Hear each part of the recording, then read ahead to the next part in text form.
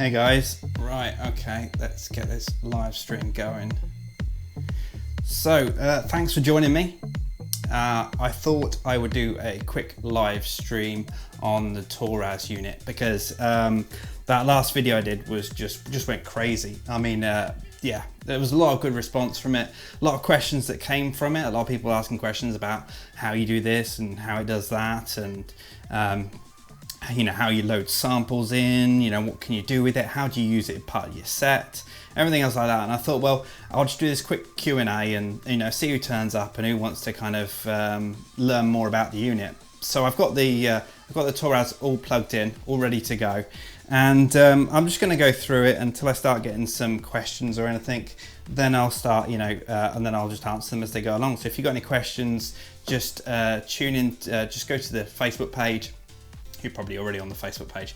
Just go to the comments and leave me a comment and I'll answer any questions you got about the Toraiz unit. And the most important thing is that I'm kind of a real evangelist for this unit. I really love the sampler and I love what Pioneer have done with this. You know, it's bringing live production to a DJ set, but they're doing it in a really simple way, and it is actually really easy to use. You don't have to be, you know, a fully fledged producer to do it. If you're using CDJs, you're already kind of doing, you know, your own edits. You've got loops now, and they become really sophisticated bits of kit. So you know, I don't think this is much of a stretch for any DJ to have a go with, but for producer DJs, it's brilliant because we can start bringing the stuff that we love doing from our studios into our live sets. So let's crack it. Let's crack away with this. Let's have a go with this, and I'll just start going through just some of the stuff that I've been using. And I think what I might start with is some of the really interesting things that are in the new update. So there's it's been a brand new update out recently, and it's been, yeah, to be honest, there's some really good features that I've been waiting for quite a while. So let's go into this. I'll turn that track off and let's get the Toraiz up and running.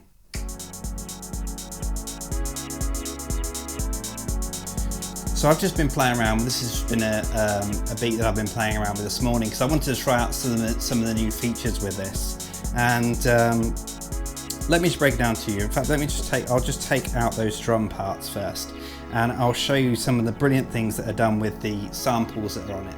So you load samples on every pad and you can play it like an instrument. So if I go into the first pad on here, and you can see I've got a whole load of different controls here. It's going to be really confusing at first, but really, you know, once you kind of get used to it, it's, you know, it's really quite easy to use.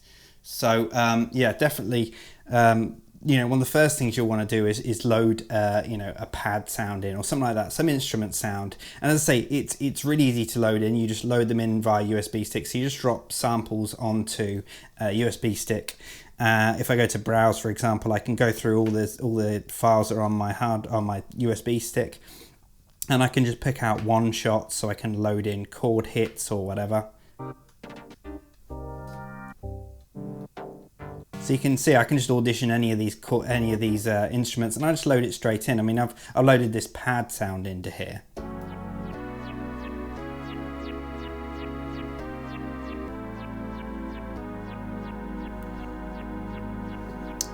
So it sounds really nice. You know, it's a nice thing to kind of play around with. That's going to keep going actually now until I stop it.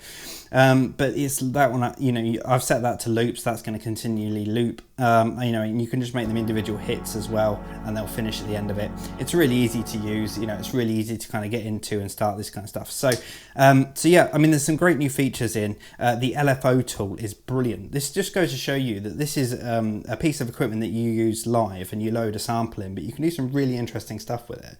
Like, listen to this LFO. It's just brilliant. It's really good.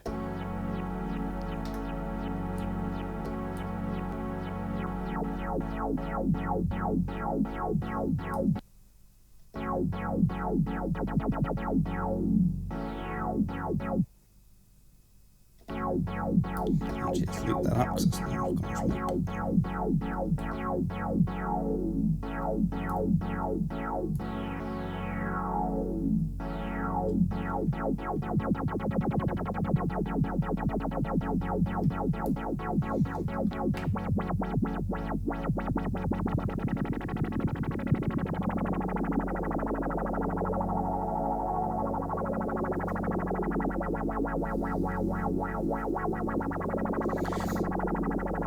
So this is basically, I mean, this is just a sample in here that's being played back, and it's got an LFO that goes through it, which modulates it and makes it kind of, makes the pitch go all up and down. If you're a producer, you'll know what modulation's all about. You'll know what, you know, how to set an LFO up, and it, you know, it's not the easiest thing. It's you know, certainly not. You know, you've got to get your head around the producing aspect of it, and you know, there aren't too many tutorials out at the moment for how to use these new features. There's a bit in the documentation, which obviously you should always read. You shouldn't just play around with it like I do and just experiment with features. But the LFO tool is brilliant. It's really good for taking any kind of pad sound or anything else like that and really kind of starting to modulate it a bit. Anyway, I'm skipping well ahead because I'm just giving you like the biggest new features. I'm so excited by some of these new features that are within this. But let's just start. I'm going to start from scratch, and I'm going to show you. How I play around with the Toraiz. So this is a great bit of kit that I use all the time just to come up with ideas mainly. You know, it's a really good piece of kit just for playing around with things and coming up with melodic ideas or sample ideas or anything else like that. So I'm going to start I'm going to create a new file in this. So each one, whenever you create a new session, a new project, you know, you give it a name. So I'm just going to very originally call it new 2 because I think I've already got one called new on there. So when you first get to the unit, you're met with this blank canvas full of well, just empty slots, and this is where you'd load all your samples in. So I'm going to jump into one of these. I'm just going to click onto one of these sample slots, and again, a whole mess of controls here, and I'm just going to jump in and I'm going to click straight to browse, and this is where I'm going to go through and I'm going to have a look at all the different sounds that I've got in here. So I think first off I'm going to start with some drums. So I'm going to jump through some of my samples that I got within here. So these are samples that I bought. These are because I'm a producer. I have a whole load of sample on my producing machine, and I've just loaded a few onto this onto the Toraiz just so I can kind of play with them in sets. So let's just jump into some defected ones. Some of the defected ones are brilliant. So I'm just going to jump in here, and these are called one hits. So these are just single instrument hits. You can load loops into here, and I'll show you how to do that in a second, but we'll concentrate just getting on the drum hits in there now. So I'm going to start with a kick, get a kick in there.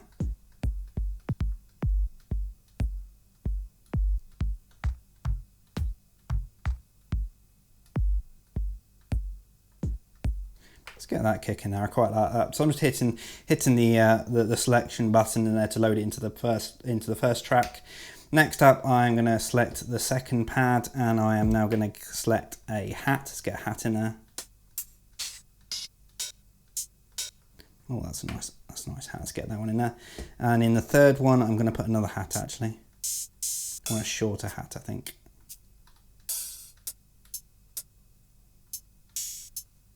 Get that little one in there, and finally let's get a clap in there.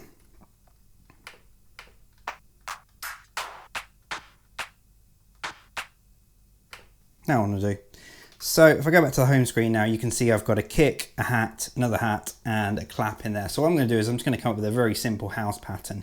First off, I'm going to move the BPM. The default BPM is 120, so I'm going to nudge it up to 122. There's a whole load of other options within here that I'll go over probably as we go along a bit, but for now we're just going to up the tempo, and I'm just going to put some kicks in there. So at the moment we've got just 1 bar. We can have up to 4 bars in length.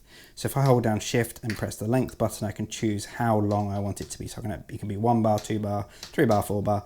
For the moment, I'm going to just do it as 1 bar because I'm just going to construct a really simple drum pattern. So I'm going to put the kick on first and just start it playing. So we've got the kick going. Let's get the offbeat hi-hat in there. And then of course the clap on every other kick. Now with the smaller hat, I'm going to put some 16ths in there to kind of just to kind of go, you know, make it go really kind of just give it a bit of pace. Now I could just light all these up, but what I might do is I might just play it in. So what I could do is I could just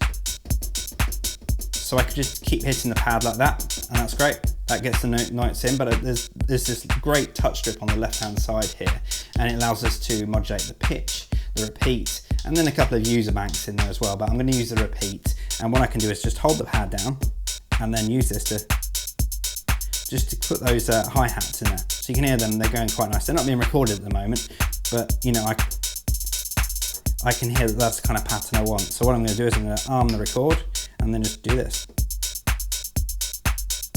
And you can see they've all lit up. Now I could have done that, I could have just put them all in there, but it's just, I kind of want to show you how to arm it, and then you can just record it live doing whatever you want. Now it's sounding quite static at the moment, so what I'm going to do is I'm going to put a little bit of swing on it, just to kind of give it that housey kind of feel. So I'm going to put it up to about 50%, because I like kind of things kind of jacking, kind of very swingy, so I'm just going to put the swing up.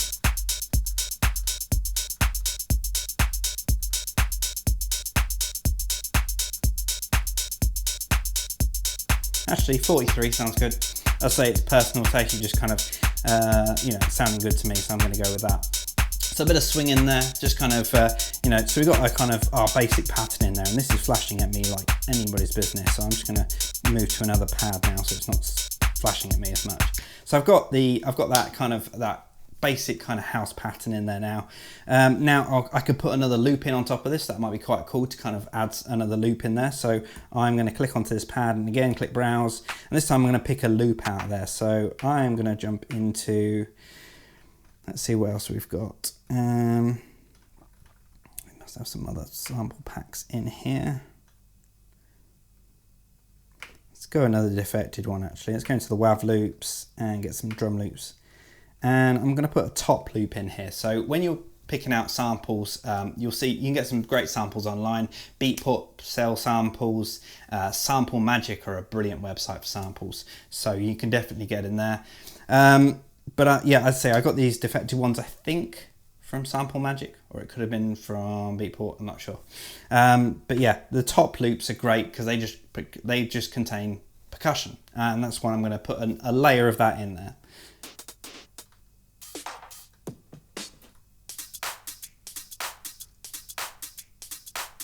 Okay, I kind of like that loop. That loop's kind of cool. And I'm just going to load it in. Now this loop on here, it actually says 1, 2, 3 on it, if you can read it on the screen. So it's 1, 2, 3 BPM, and we're actually running at 1, 2, 2. Now, the Toraiz will actually adjust that for us. So if I just jump into here and jump into playback, it's actually, the loop is turned off at the moment. So I'm just going to quickly turn that on, and that will now loop just on its own. And it will automatically be mapped to 1, 2, 2.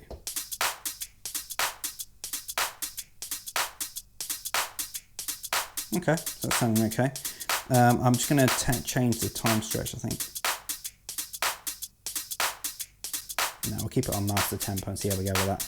Right, and click shift and hit the button again just to stop it. And what I'm going to do is I'm going to start this loop going at the start, because obviously that loop's just going to continue going. So we'll see how it sounds on top. It's not kind of going with our swing actually.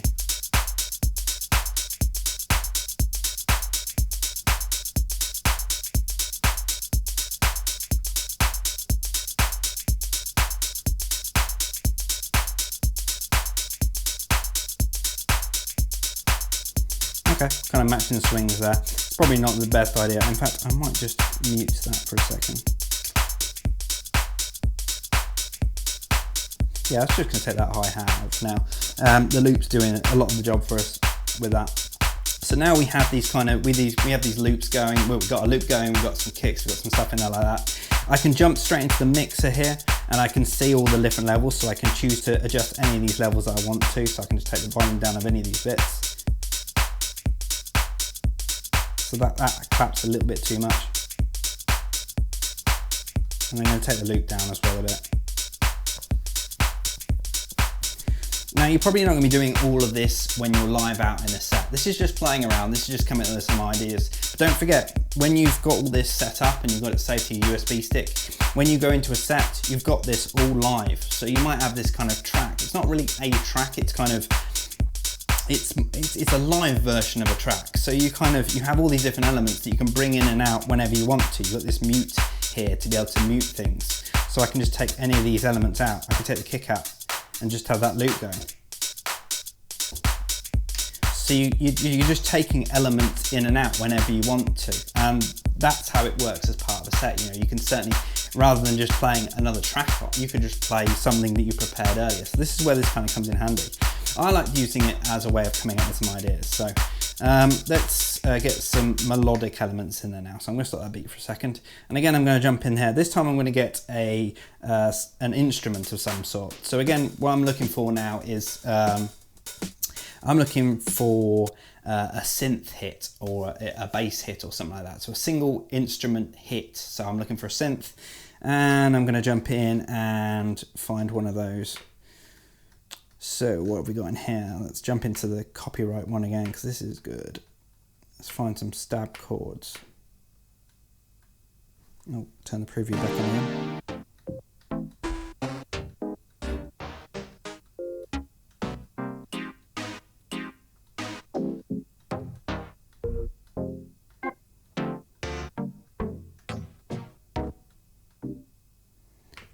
Let's load that one in. That one's quite nice.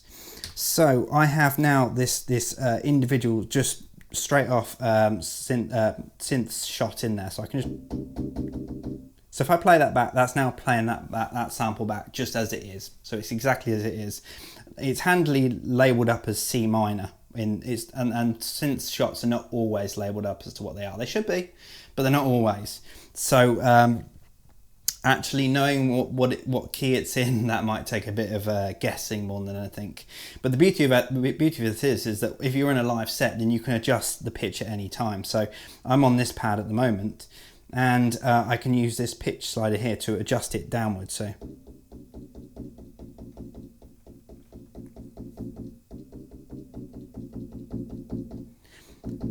I'm taking it down 2 semitones, so it's going to be an A minor now. Is it A minor? I don't know. Trying to think. I can't think off the top of my head, but it sounds good. So I'm just playing this as a one-off. So I could just put this in as stabs. So if I just started playing.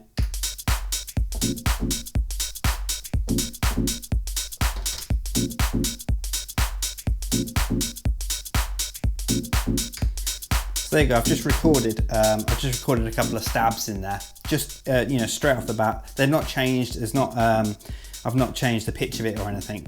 They're just literally just straight as they are. But I can adjust the pitch if I want to. So what I can do is I can go in and click the scale mode. So with that pad selected, I'm going to click the scale mode, and this now allows us to play it like an instrument. So if you imagine it like a keyboard. Now it does sound a bit kind of fragmented. The master tempo time stretch kind of makes synth shots and bass shots sound a bit wobbly. It's not so bad for percussive elements, but what I usually do is turn it off. So I turn time stretching off. So what this does is it puts it into like an old school sampler kind of method. So it kind of, as it adjusts the pitch, it makes it quicker, because that's effectively what it's doing. It's making it quicker and, you know, lifting the pitch.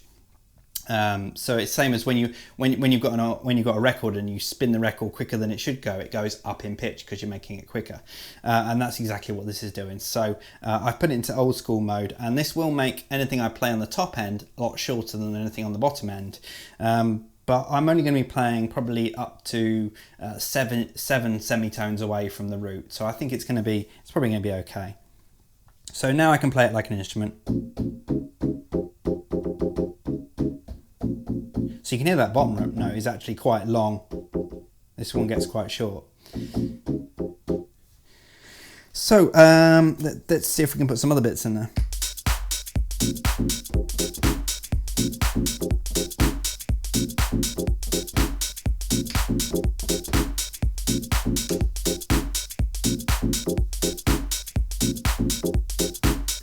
So as you can see there, I just hit the record button and I just jammed in a couple of notes like that. And if you notice, now I am not a fantastic player on pads at all. I'm rubbish on keyboard. I can't keep rhythm. I don't know how I'm a DJ, how I'm a producer, but I find it really hard to keep rhythm. I'm not bad, I'm okay, but I'm not perfect. I'm nowhere near proper instrument player, proper percussionist. So I can't hit the pads like you see on those tutorial videos and stuff. And don't worry, you don't need to, because the quantize in this is fantastic. So you've got the quantize options down the bottom here. It's a bit like your CDJs and the way they quantize. You can quantize exactly the same with this. So at the moment I've got it on 1/16, so it will do the notes to the nearest 16th, and that will keep everything in time. And because I've got this swinger mount on it as well, the swing is automatically applied to it as well. So I'm playing even in time with the the swing of the track. So it makes things a lot easier. You can turn it off, don't get me wrong. If you're good at this stuff and you're a great finger drummer, then go ahead and turn quantize off. I won't, because so yeah, so the quantize is a real lifesaver, and it allows you to kind of really jam away and come up with these ideas quite quickly. And actually sometimes I kind of prefer starting ideas on the Toraiz and then transferring them to Ableton later to make as a track. You can save things off of the Toraiz as WAV files, which sometimes I do just as reference. But generally it's just to kind of come up with the ideas, because this is so quick. There's no computer screen to think about. There's no kind of organizing. You just load elements in and you just have a quick go with it, and you just kind of play. And it's good to get away from the computer screen, certainly for me as a producer, to have something like this. So now we have this kind of base for a track.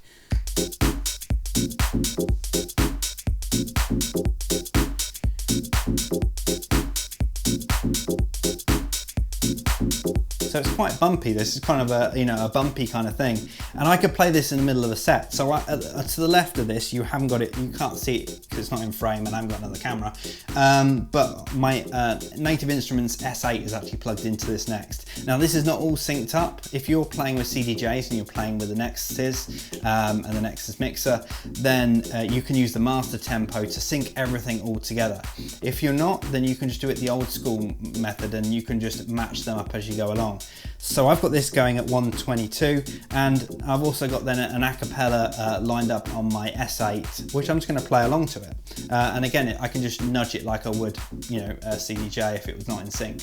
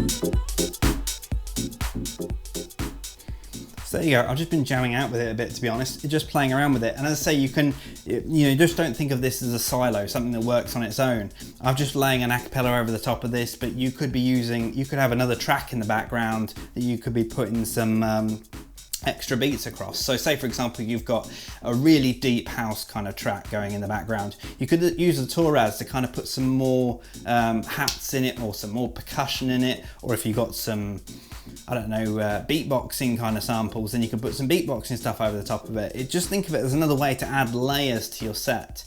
So whereas you would mix normally 2 tracks in together, or if you're feeling adventurous, you'd be on 3 decks, 4 decks.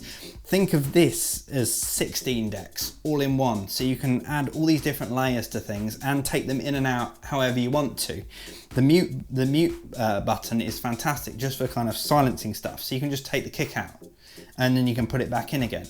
And it just kind of, it becomes a really kind of natural, really easy thing to kind of do. So that's kind of how I kind of play around with it, and that's kind of how I come up with ideas and just mess around with it. It is a fantastic thing to do. I've taken it out to sets a few times, and for me, I've got this my own setup for it. So this is a kind of a project which is kind of like a track kind of project, but I also have, let me just save this. I also have another one which I call my kind of set project. So I've got a whole load of things in here. So I've got set elements, it's called, and my set elements basically is a whole bank of stuff that I can kind of add into tracks. So for example, the first row is all hats. Oh, that's not. So if I'm playing along with the track, I can add some more percussion. So let me just load up another track. Let's get another track going. Let's try and pick something that is.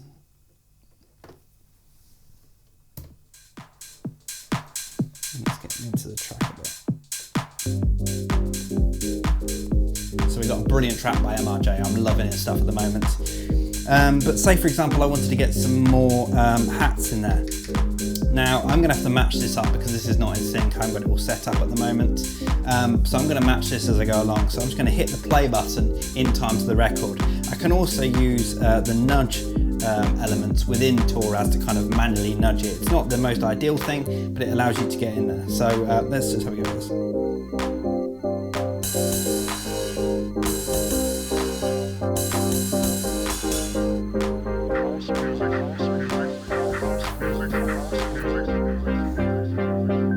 So I've got some vocal stabs in there as well.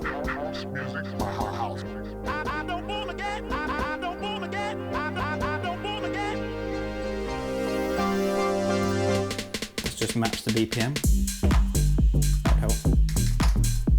Right, so we've got this track that's quite bumpy, it's quite low end. So what I'm going to do is I'm going to put some hats in there.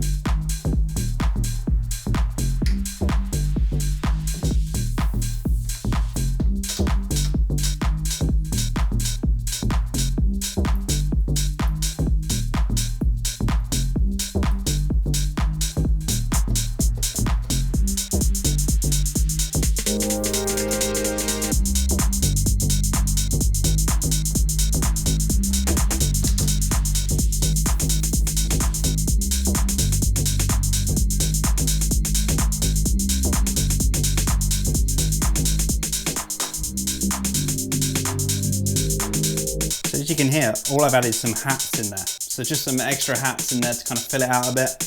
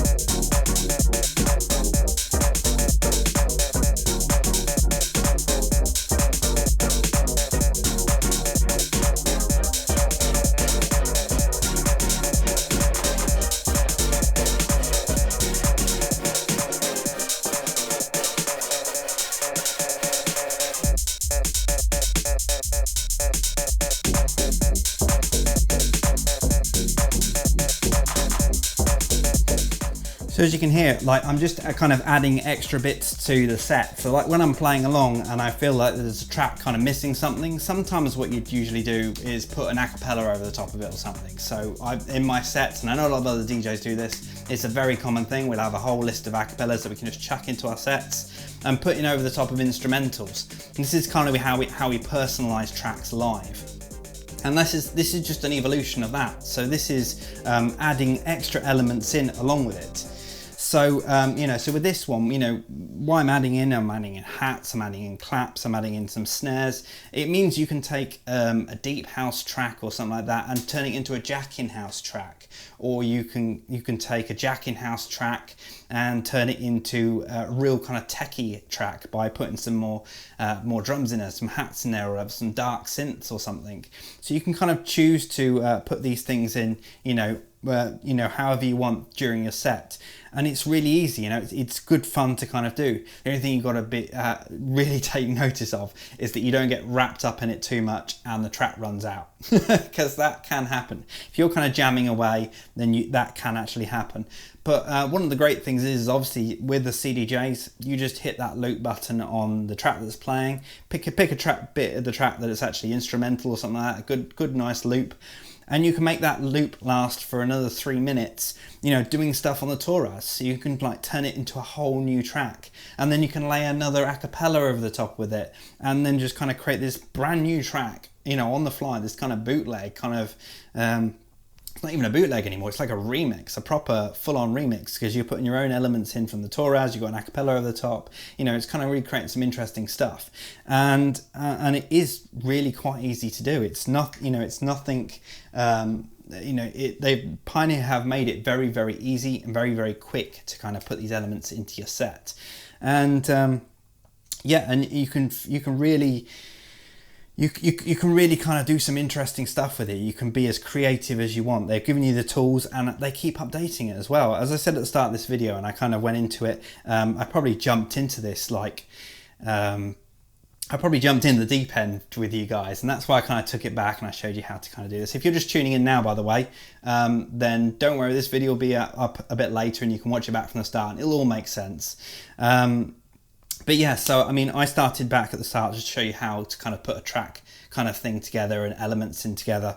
Yeah, some of the new features are coming are brilliant. You know, they've just added, like I think just the other month, every month they're adding new features to this unit. So this unit that you bought is getting new features all the time, and they come free. They've added, you know, about 3 new effects, one of which is a ducking effect, which is fantastic.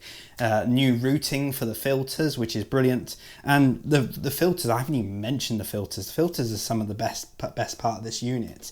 They sound so luscious and so nice. In fact, let me try and find a project where I can show you just how great these are, because these are brilliant.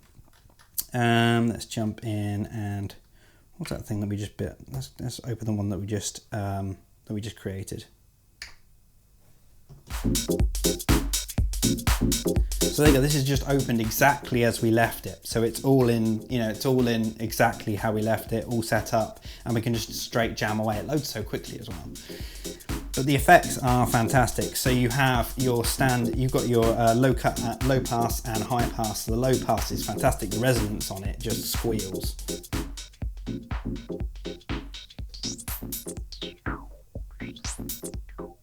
Listen to that squeal. It's like an old school 303, 808. It's brilliant. I love that kind of sound. Don't push it too much, because obviously this is going to break people's ears in your set, but just be moderate with it. But also, yeah, so these new features means you can actually route the filter now, so you can have it just affect one part. Say for example, I just want to affect the synth that's going on. So what I need to do is I'm going to head into the mixer, and I'm going to head into, I think it's, yeah, there you go, the analog filter, and I can choose which channel I want it to be. So I'm going to put it on channel 6, which is our synth.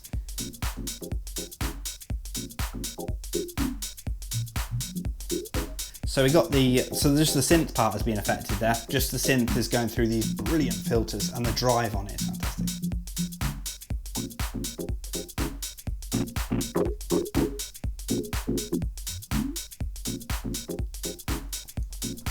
And then of course we have the high pass as well, which comes in really handy. If you've got it over everything, then it makes dropping these samples in and out very easy. Don't forget, I mean, this is going into a channel on your mixer as well. So if you've got it going into the Nexus, then you can use all the onboard filters and effects within there. Treat it just as a deck. So it is just another deck. Even if you don't play around with anything in here, it's all set up. So say for example, you've set up this loop and you've got all the elements within here and you don't really kind of do much with it. You can still just bring it in and out like another track. It's fantastic. Let me show you actually let me see if there's any questions.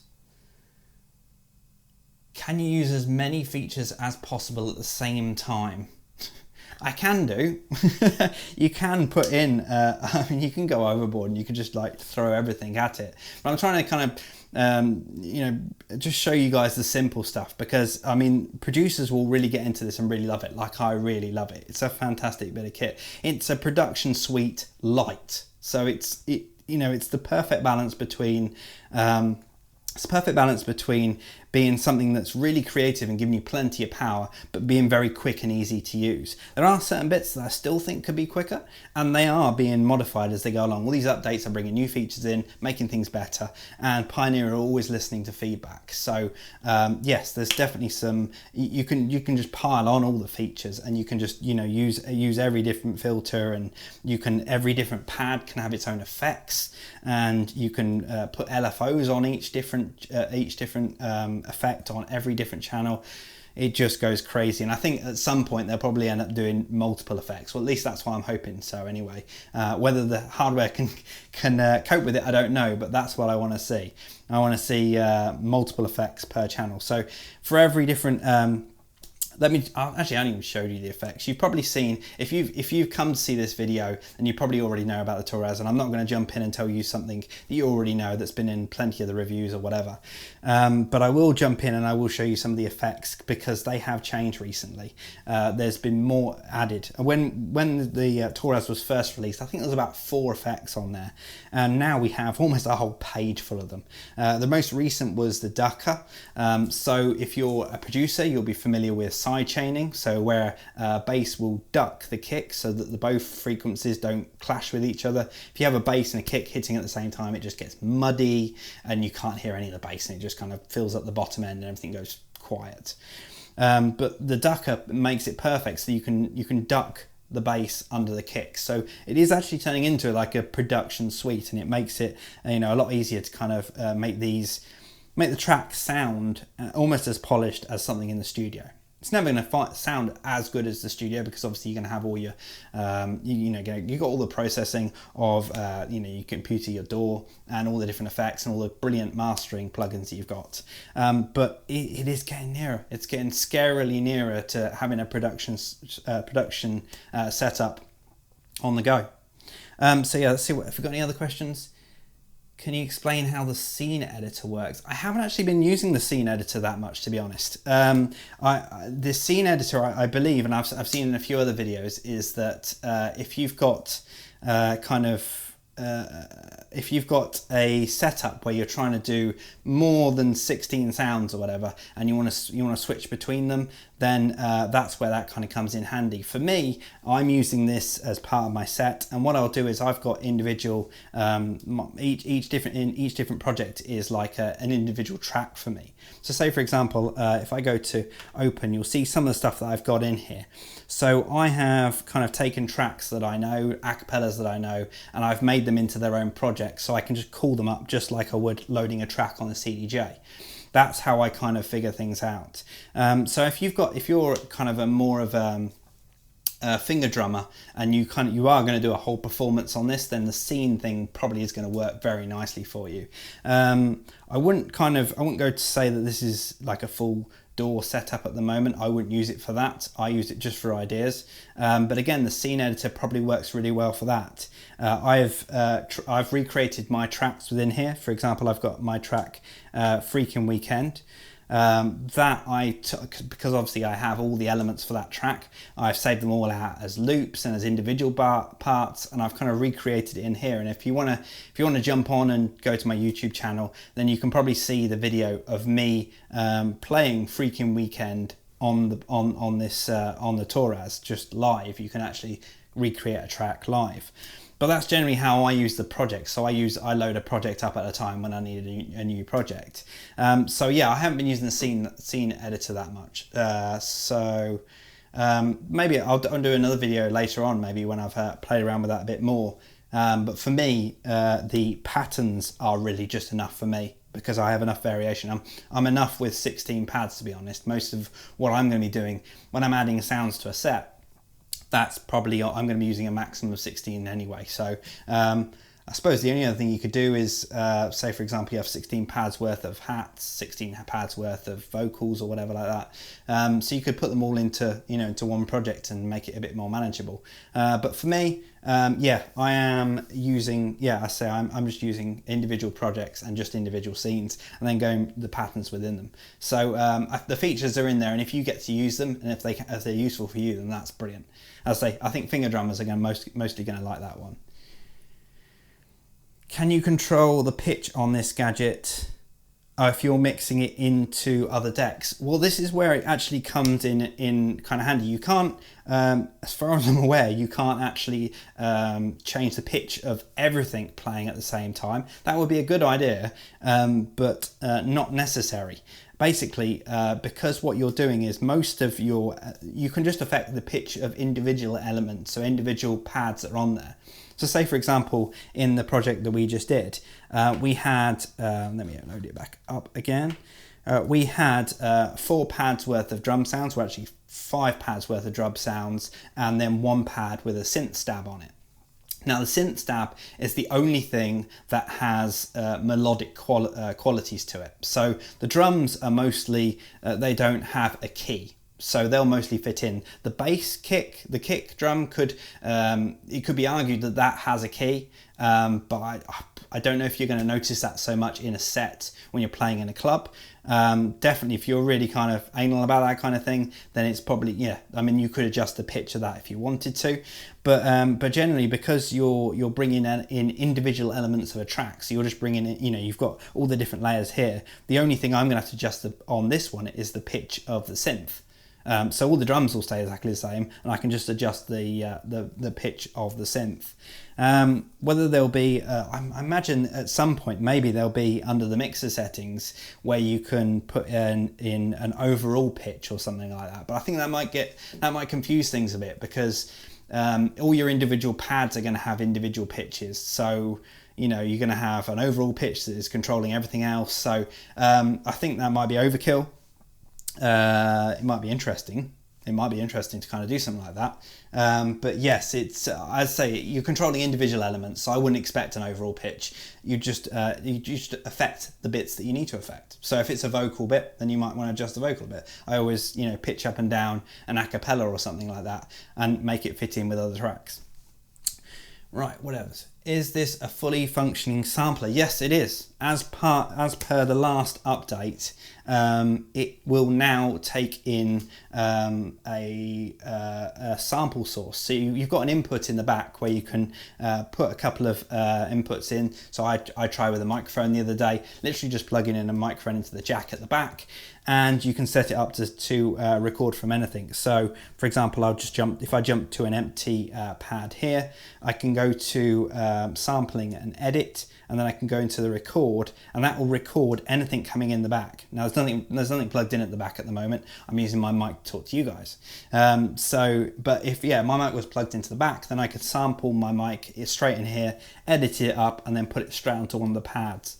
Equally, if I had a loop back going through the mixer, so I could have anything coming out of the mixer, probably out of the main source, probably out of the master channel, then you could just sample that straight from there.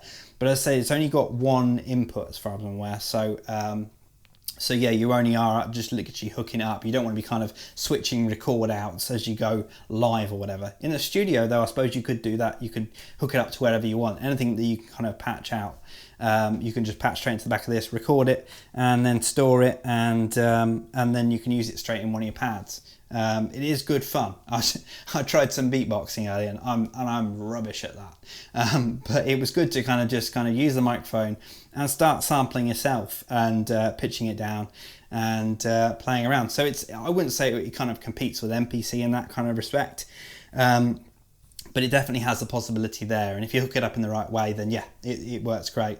I can only imagine actually how good it would be if you had, say, an instrument player, like a saxophone player or something like that live, recording straight into it and then affecting it. You can do whatever you want with it. But I say the recording thing and actually sampling it and playing it back is separate. So you're not actually taking anything live and affecting it live in real time.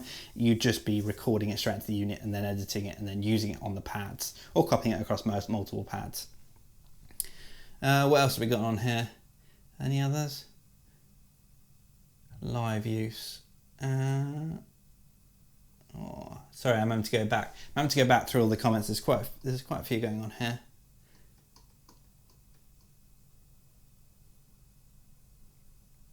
A fixed resonance on the high pass filter.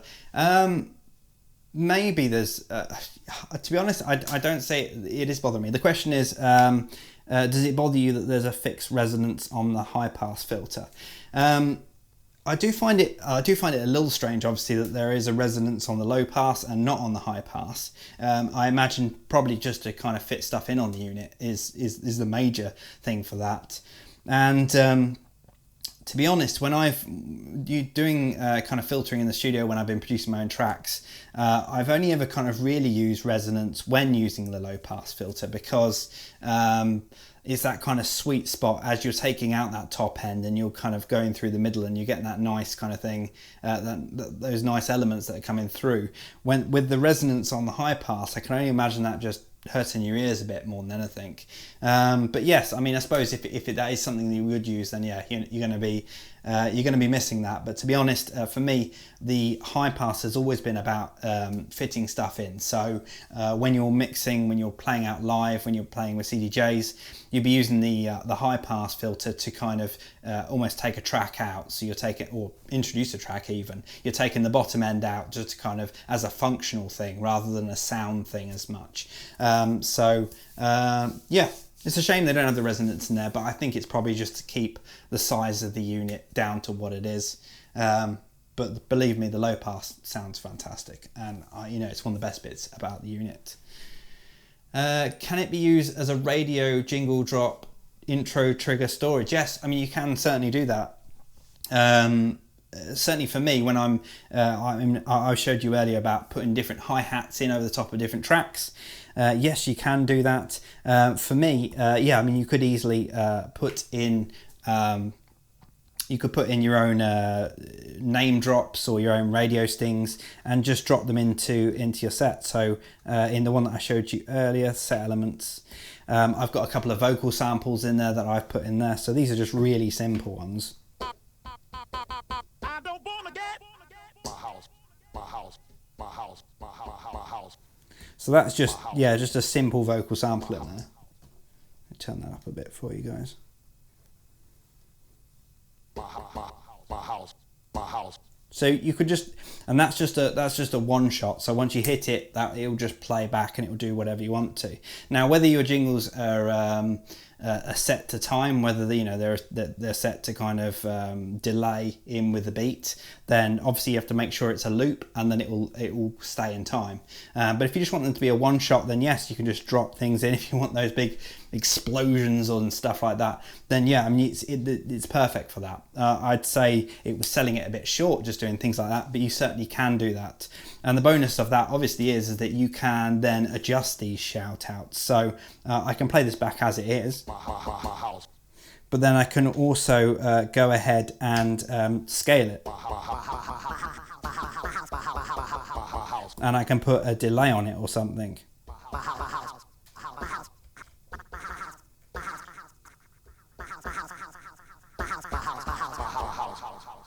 So you can start kind of layering your kind of samples out, your drops out, and yeah, I suppose it does kind of work really nicely like that. As I say, I mean, there's a few other things you can do. I mean, you could put them. I mean, if you're doing that already in your set, you've probably got them on USB or CDs or whatever, and you're just dropping them in from a CDJ.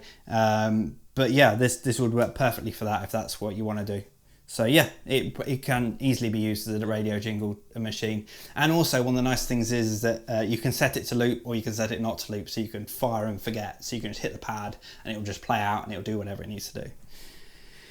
Oh, I want to say thank you to everybody who's tuning in anyway. It's great to see everybody kind of wants to know more about the unit. As I say, I'm having a lot of fun playing around with it, and yeah, it is a toy, but it's a very functional, it's also a very functional unit. For me in the studio, it's definitely something that I kind of use to kind of really creatively come up with new ideas.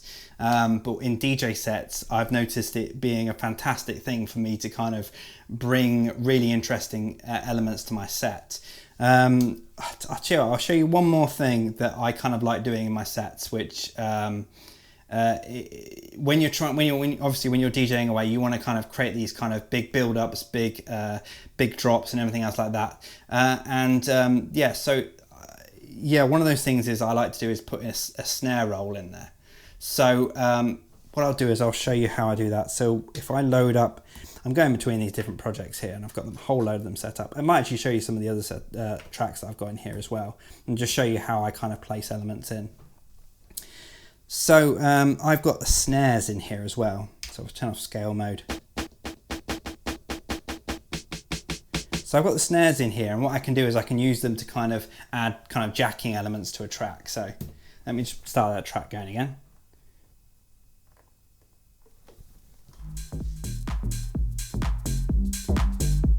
So you got your track going, and I'm just doing this as an exaggeration and not, not live set kind of similar situation. So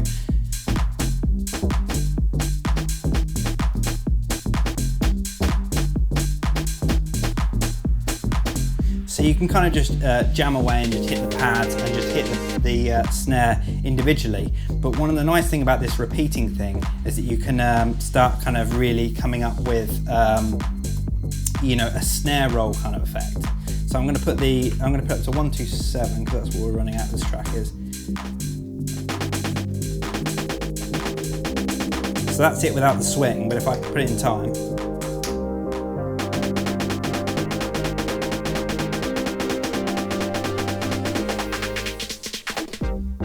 So you can kind of create kind of snare rolls with it, and that's one of the things I've been loving doing in my sets.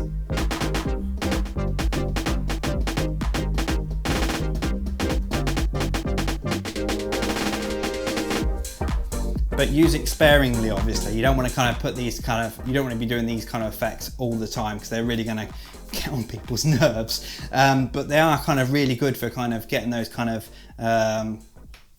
making those breakdowns feel more massive. And especially if you're playing a track and you're thinking, well, I wish it had that extra level, that extra little thing.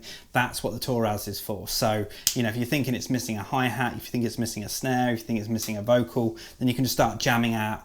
And it just makes it really easy to kind of put these elements in and become like a producer on the fly. So I think I might call it a day there for this video. I definitely, thank you for everybody that's tuned in and everybody that's going to watch this back a bit later. It's going to be back up. It's going to go straight onto my page afterwards. And given the response to this video, I'm probably going to do a few more. And if you've got any more suggestions for things that you want to see with it, or any other questions you've got about it, then just let me know. I'm always happy to answer questions. Feel free to comment next to the video, and I'll read them all later. And I say I'll come back and I'll do another one of these a bit later if you've got any specific kind of questions and stuff. But yeah, I'm glad you guys tuned in, and as I say, if you get the chance to play around with one of these units, definitely do so. Hopefully soon we'll see it as part of industry standard kind of DJ club setup, because it really is a great element. And just like the CDJs, you'll walk in with USB, plug it into the sampler, and you'll have all your projects and all your different individual bits that you can do.